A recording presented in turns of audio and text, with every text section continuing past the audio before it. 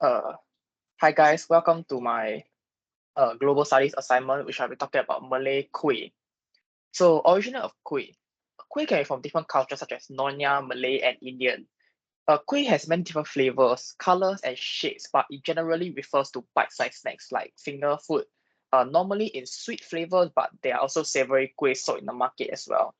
It originated from Southeast Asia and is a perfect representative of food diversity, yet special in their own different way. It got its name kueh from Chinese word guo. It is spelled as kueh in Hokkien and Teochew Chinese, but in Singapore it is spelled differently. So first up, Chinese kueh. One of the most popular kueh in Chinese culture is ang ku kueh, which is also my favorite.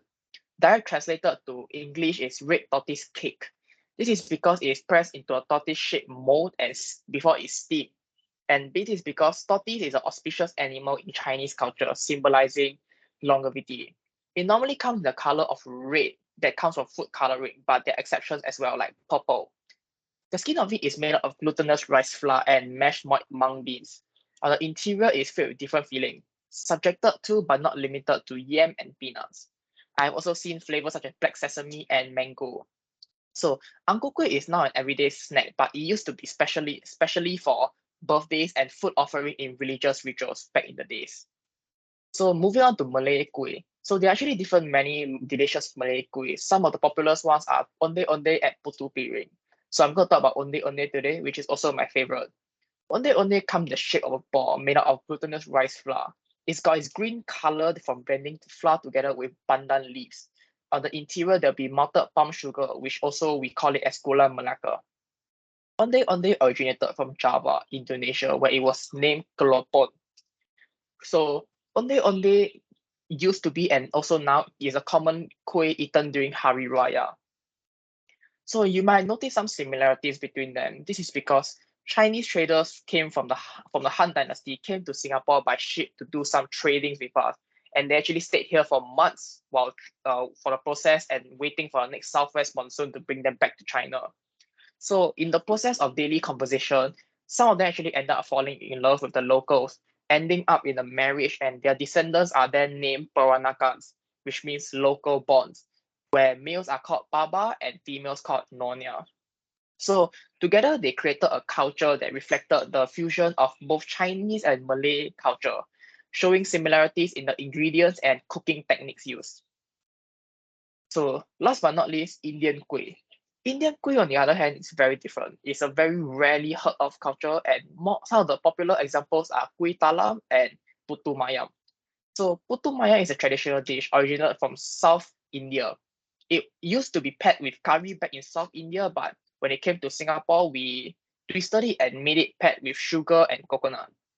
When we are eating putu mayam, it's important for us to remember the hard work of the hawkers that they try to make it affordable and delicious at the same time for us, and the part they play in preserving the culture for us. Because currently, no one actually, very rarely people actually eat these snacks from now on. So I'm going to show you an example right now. So we have a sample of ang ku kueh right here. You can't really see that well, but it comes in red and in the shape of a tortoise shell, and it says a word have a Chinese word chun in the middle, and there are like a small piece of banana leaves under it. Next up will be the onde onde. So it's actually green ball covered in a shredded coconut, and there are melted gula melaka inside, which you can see from one that popped here is brown in color. So last but not least is the putu mayam.